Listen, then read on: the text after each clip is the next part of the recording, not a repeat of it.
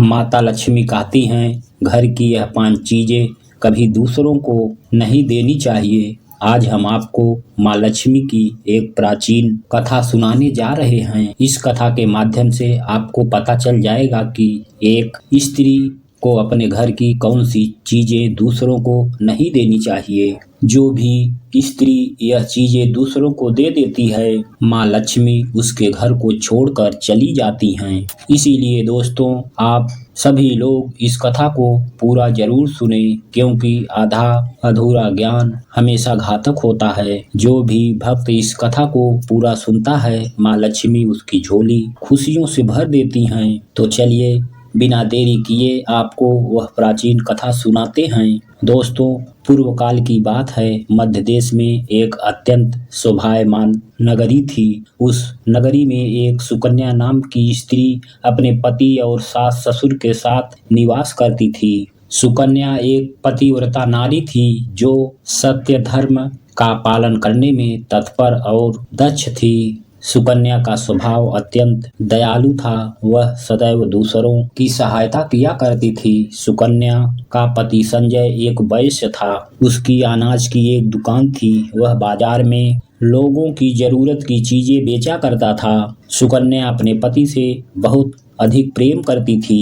वह अपने पति को ही परमेश्वर मानकर उनकी सेवा करती थी। सुकन्या नित्य पति से पहले जागती थी, अपने घर का आंगन को स्वच्छ करती थी। फिर वह रंगोली बनाकर आंगन की सजावट करती थी। उसके बाद वह अपने घर को स्वच्छ करती थी। फिर स्नान आदि कार्य संपन्न करके वह तुलसी को जल देती थी और देवी देवताओं की पूजा करती थी। इस प्रकार से वह रोज अपने नित्य कर्म करती थी। सुकन्या ने कभी किसी का अनादर नहीं किया। वह सभी के साथ मधुर वाणी में बातें किया करती थी। सभी लोग सुकन्या को देखकर कहने लगे थे कि यह साक्षात लक्ष्मी के समान गुणों वाली स्त्री है। यह अपने परिवार का कितने अच्छे से ख्याल रखती है। इसके अलावा सुकन्या दान धर्म करते समय कभी अपने हाथ पीछे नहीं खींचती थी। उसके द्वार पर जो भी याचक आता वह उसे दान दिए बगैर नहीं भेजती थी। उसके द्वार से कभी कोई खाली हाथ नहीं जाता था। जो भी भूखा उसके द्वार पर आता तो वह भरपेट भोजन करके ही लौटता था, जिससे उसके द्वार पर आए हुए सभी याचक अत्यंत प्रसन्न होकर उसे आशीर्वाद देकर लौट जाते थे। इतना ही नहीं, सुकन्या अपने पड़ोसियों की भी सहायता किया करती थी। उसके पड़ोस में जो भी गरीब और दुखी लोग रहते थे, उन्हें भी वह नित्य भोजन दिया करती थी। पड़ोसियों को जो जो चीजें लगती थी, सुकन्या बिना विचार किए ही दे दिया करती थी, जिस कारण से सुकन्या के पड़ोसी भी उसका बहुत अधिक सम्मान किया करते थे। वे लोग कहते थे, अहो, यह सुकन्या तो साक्षात देवी है। देवी साक्षात माँ अन्नपूर्णा ने ही सुकन्या के रूप में जन्म लिया है। लोग जब भी सुकन्या की प्रशंसा करते तो वे सभी उसके विषय में अच्छी बातें ही कहते थे। लेकिन लोगों की बातें सुनकर भी सुकन्या ने कभी घमंड नहीं किया। वह उन सभी को आदर और सम्मान से ही बातें किया करती थी। फिर एक दिन की बात है, सुकन्या की एक पड़ोसन उसके घर पर आती हैं और सुकन्या उसकी स्वागत करती है और बड़े प्रेम से उसे कहती हैं, हे बहन, हमारे घर में तुम्हारा स्वागत है। आज किस कारण से तुम्हारा मेरे घर पर आगमन हुआ है? यदि कोई वस्तु चाहिए तो मुझसे मांग लो, मैं तुम्हारी अवश्य मदद करूंगी। सुकन्या की पड़ोसन कहती है, हे सुकन्या बहन, आज मेरे घर पे बहुत से रिश्तेदार आए हैं। उनके लिए मैं भोजन बना रही हूँ, इसीलिए मैं तुम्हारे पास आई हूँ। रोटी बनाने के लिए चकला, बेलन और तवा मांगने के लिए आई हूँ। यदि तुम कुछ समय के लिए मुझे चकला, बेलन और तवा दे दोगी तो बड़ी मेहरबानी होगी। मैं काम हो जाने के बाद तुम्हें लौटा दूंगी। सुकन्या कहती है, हे बहन, इसमें क्या बड़ी बात है? अभी मुझे चकला बेलन की आवश्यकता नहीं है, इसीलिए तुम मेरा चकला, बेलन और तवा ले जा सकती हो। फिर सुकन्या अपने घर से वो सब ला करके उन्हें देती है। फिर सुकन्या रसोई घर में जाती है। और कहती है, बहन मैं तुम्हें अभी वो सब ला करके दे देती हूँ। रसोई घर में जाती है और रसोई घर से चकला, बेलन और तवा लाकर उस पड़ोसन को दे देती है। तब पड़ोसन कहती है कि हे बहन, तुम्हारा बहुत बहुत धन्यवाद, आज तुमने मेरा काम सफल कर दिया। मैं अपने मेहमानों को भोजन कराकर तुम्हारा चकला बेलन जल्दी से लौटा देती हूँ। सुकन्या कहती है, हे बहन, चिंता की कोई बात नहीं है, जब तुम्हारा कार्य पूर्ण हो जाएगा तब तुम मुझे लौटा देना। फिर वह पड़ोसन सुकन्या का चकला, बेलन और तवा लेकर चली जाती है। कुछ समय के बाद एक अन्य स्त्री सुकन्या के पास आती है। सुकन्या उसका भी प्रेम से स्वागत करती है और पूछती है, पधारो बहन, आज तुम्हें मुझसे क्या काम है? संकोच ना करो और बताओ तुम्हें मुझसे क्या काम है, मैं तुम्हारी मदद जरूर करूंगी। तब वह स्त्री कहती है, हे बहन, मेरे घर में बहुत गंदगी हो गई है और मेरे घर को साफ करने के लिए मेरे पास कुछ भी नहीं है, इसीलिए मैं तुम्हारे पास झाड़ू मांगने के लिए आई हूँ। अगर आपको कोई समस्या ना हो तो कृपया करके मुझे अपने घर की झाड़ू दे दो, मैं अपना घर साफ करके तुम्हें झाड़ू लौटा दूंगी। सुकन्या बिना विचार किए ही कहती है, हे बहन, बस झाड़ू ही है, इसमें क्या समस्या हो सकती है? रुको, अभी मैं तुम्हें अपने घर की झाड़ू ला करके दे देती हूँ। इतना कहकर सुकन्या घर के अंदर जाती है और झाड़ू लेकर आती है और उस स्त्री को दे देती है। वह स्त्री सुकन्या के घर की झाड़ू लेकर चली जाती है। फिर कुछ देर के बाद एक अन्य स्त्री सुकन्या के घर पर आती है। सुकन्या उसका भी बड़े प्रेम से स्वागत करती है। सुकन्या कहती है, पधारो बहन, क्या बात है, आज मेरे घर पर किस कारण से आना हुआ?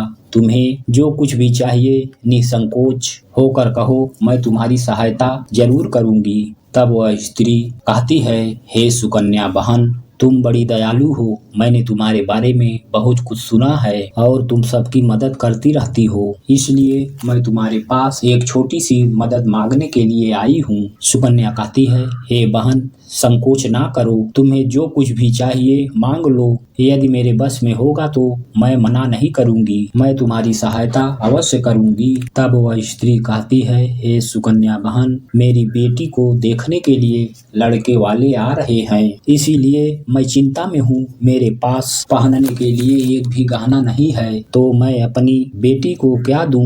उसके पास पहनने के लिए अच्छे वस्त्र भी नहीं हैं, इसीलिए कृपा करके मुझे आप थोड़े गहने और वस्त्र उधार में दे दीजिए, केवल एक दिन के लिए। अब लड़के वाले देखकर चले जाएंगे तो मैं तुम्हारे गहने लौटा दूंगी। उस पड़ोसन की बात सुनकर सुकन्या कहती है, बस इतनी सी बात है बहन, तुम चिंता मत करो, तुम्हारी पुत्री मेरी छोटी बहन के जैसी है, उसकी सहायता मैं अवश्य करूंगी। मैं अभी मेरे गहने और साड़ी दे देती हूँ, जिसे पहनकर तुम्हारी पुत्री राजकुमारी लगेगी। फिर सुकन्या अंदर जाती है, गहने और साड़ी लेकर आती है और उस पड़ोसन को दे देती है। वह पड़ोसन प्रसन्न होकर सुकन्या के गहने और साड़ी लेकर चली जाती है। फिर शाम हो जाती है और एक अन्य पड़ोसन सुकन्या के घर पर आती है। सुकन्या उनका भी बड़े प्रेम से स्वागत करती है और कहती है, पधारो बहन, आज किस कारण से मेरे घर पर आना हुआ? बताओ, मैं तुम्हारी किस प्रकार से सहायता कर सकती हूँ? तुम्हें जो कुछ चाहिए निसंकोच होकर कहो, मैं तुम्हारी मदद जरूर करूंगी। वह पड़ोसन कहती है, हे सुकन्या बहन, तुम बड़ी दयालु हो और तुम सबकी मदद करती हो, इसीलिए मैं तुम्हारे पास आई हूँ। मेरा बच्चा भूखा है और उसे पिलाने के लिए दूध नहीं है, इसीलिए मैं तुम्हारे पास दूध मांगने के लिए आई हूँ। अगर थोड़ा सा दूध मिल जाता तो बड़ी कृपा होती। सुकन्या कहती है, अरे बहन, इसमें कौन सी बड़ी बात है, लो अभी मैं तुम्हें दूध दे देती हूँ। सुकन्या रसोई घर में जाती है और थोड़ा सा दूध लेकर आती है और उस पड़ोसन को दे देती है। वह पड़ोसन प्रसन्नता से उस दूध को लेकर चली जाती है। इस प्रकार से सुकन्या अपने सभी पड़ोसियों की मदद करती है और प्रसन्न होकर घर का काम करने में लग जाती है। और फिर रात होते ही उसका पति घर पर लौट आता है। सुकन्या अपने पति को प्रणाम करती है और उसकी खूब सेवा करती है। रात को दोनों पति पत्नी आनंद से सो जाते हैं। फिर दूसरे दिन वे जागते हैं तो उन्हें एक बहुत ही बुरी खबर कानों पर पड़ती है। एक आदमी दौड़ते हुए सुकन्या के घर पर आता है और सुकन्या के पति से कहता है, हे भाई, कल रात को किसी ने आपकी दुकान लूट ली है, सारा माल गायब है। सुकन्या का पति एकदम से घबरा जाता है और दौड़ते हुए अपनी दुकान पर जाता है तो देखता है उसका सारा माल किसी ने लूट लिया है। वह देखता है कि उसके दुकान में रखा हुआ सारा माल, सारा धन भी चोरी हो चुका है। वह दुखी और निराश होकर घर पर लौटता है और सुकन्या को सारी बात बताता है, जिसे सुनकर सुकन्या बहुत दुखी हो जाती। सुकन्या कहती है, आप चिंता ना कीजिए, हमारे घर में अभी बहुत सारा रखा हुआ धन है जिससे आप फिर से व्यापार शुरू कर सकते हैं। फिर सुकन्या अपने घर की तिजोरी में देखती है तो वह भी पूरी तरह खाली दिखाई देती है।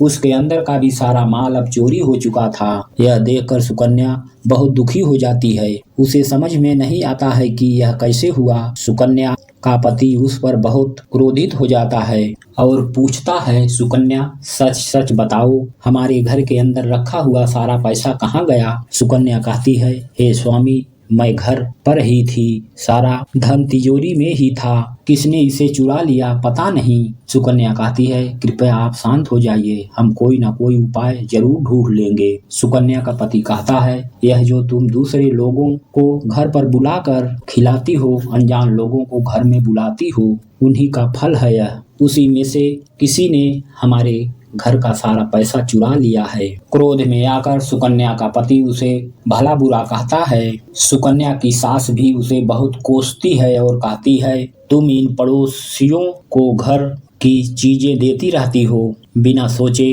किसी की भी मदद किया करती हो, उन्हीं में से किसी ने सारा पैसा चुरा लिया है।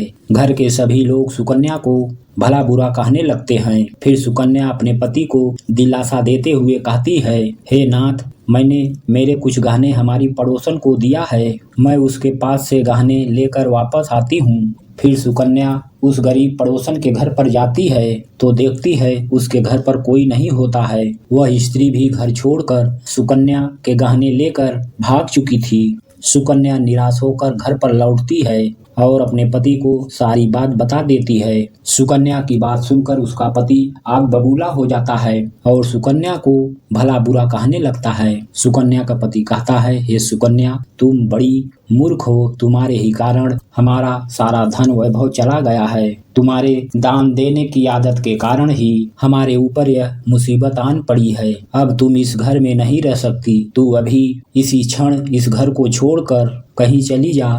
सुकन्या कहती है, हे नाथ, आपके सिवा मेरा इस दुनिया में कोई नहीं है, मैं आपको छोड़कर कहाँ जाऊंगी। सुकन्या का पति कहता है, तुम कहीं पर भी जा, लेकिन अब तुम इस घर में नहीं रह सकती, तेरे ही कारण मेरा सब कुछ बर्बाद हो गया है। तू इस घर में रहेगी तो बचा कुचा सब नष्ट हो जाएगा। सुकन्या अपने पति को हाथ जोड़कर विनती करने लगती है, हे स्वामी, ऐसा न कहिए, मैंने कोई अपराध नहीं किया है, आपके बगैर मैं जीवित नहीं रह सकती, मुझ दासी को आप घर से मत निकालिए। लेकिन सुकन्या का पति उसकी एक नहीं सुनता है और उसे अपने घर से धक्के मारकर निकाल देता है और कहता है, अब तुम इस घर से चली जा और लौटकर कभी मत आना, चाहे तुम किसी नदी में कूदकर अपनी जान दे दो, लेकिन तुम अब इस घर में मेरे साथ नहीं रह सकती। फिर सुकन्या दुखी होकर रोते हुए अपने पति के घर को छोड़कर चली जाती है। चलते चलते सुकन्या माता लक्ष्मी के मंदिर में जाती है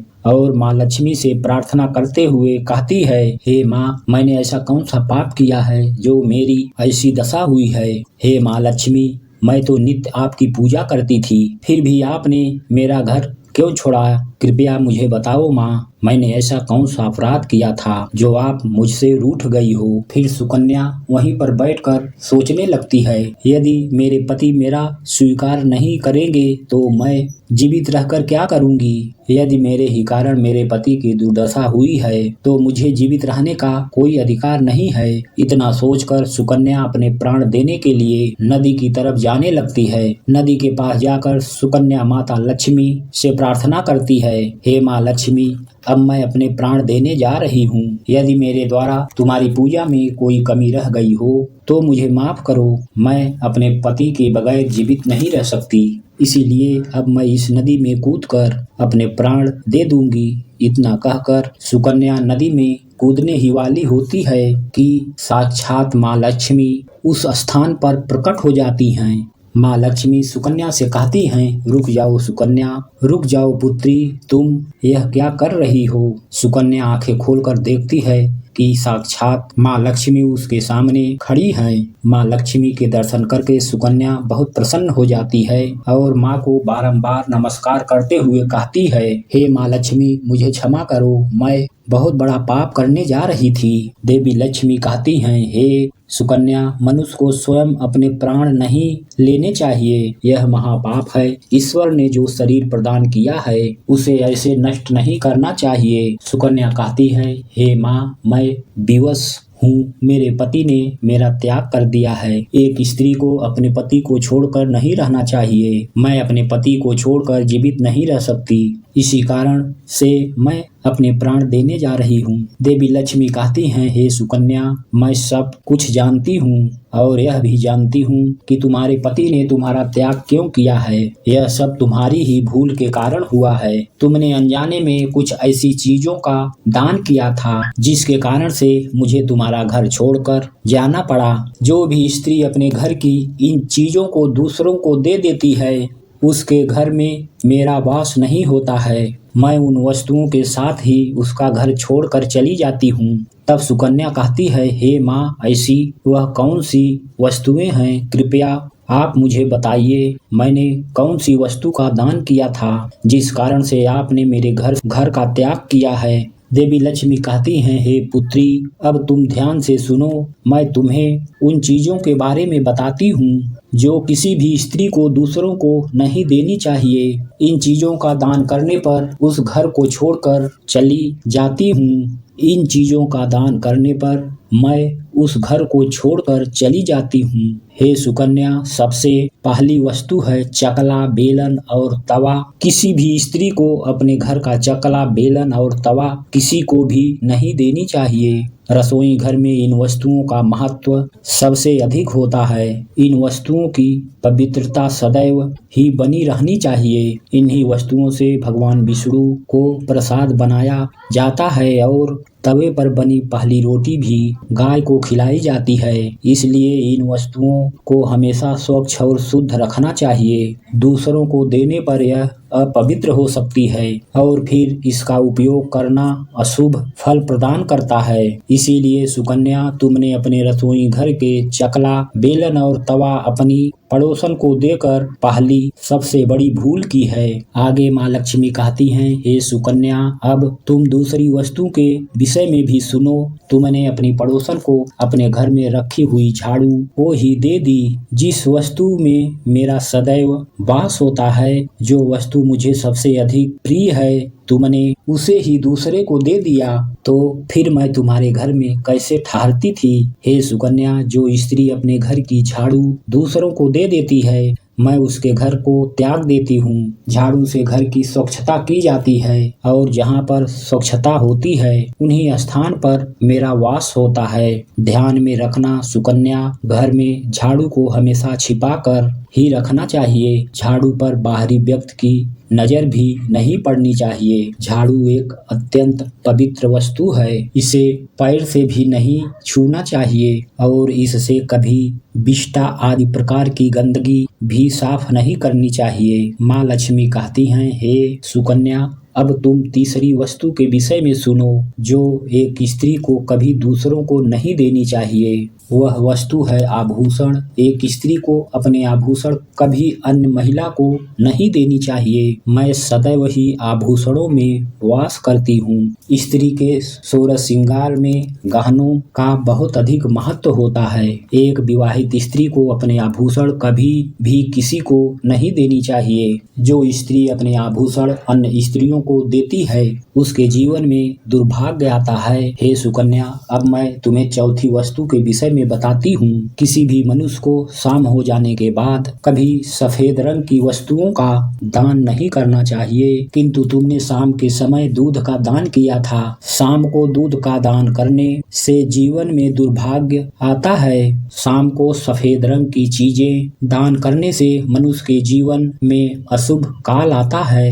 माँ लक्ष्मी कहती हैं, हे सुकन्या, अब मैंने तुम्हें उन सभी वस्तुओं के बारे में बता दिया है जिसका कभी भी दान नहीं करना चाहिए। यह वस्तुएं कभी दूसरों को उधार में अथवा उपयोग के लिए नहीं देनी चाहिए। सुकन्या कहती है, हे माँ लक्ष्मी, मुझसे बड़ी भूल हो गई। मैं इन सभी बातों से अनजान थी। कृपया मुझे क्षमा करो और अब मुझे प्रायश्चित करने का उपाय बताओ। देवी लक्ष्मी कहती हैं, हे सुकन्या, तुमने प्रायश्चित पहले ही कर लिया है, इसलिए अब तुम अपने घर पर लौट जाओ। मैं तुम्हें तुम्हारा संपूर्ण वैभव और धन संपत्ति सब लौटा देती हूँ। इतना कहकर माँ लक्ष्मी उस स्थान से अंतर्ध्यान हो जाती हैं। फिर सुकन्या भी माँ लक्ष्मी को धन्यवाद करती है और उस स्थान से घर की तरफ जाने लगती है। तभी उसका पति ढूंढते हुए उसी की तरफ आ रहा होता है। वह सुकन्या के पास आकर उससे क्षमा मांगता है और कहता है, हे सुकन्या, मुझे माफ कर दो। मैंने तुम्हें बहुत भला बुरा कहा था। तुम तो साक्षात देवी के समान हो।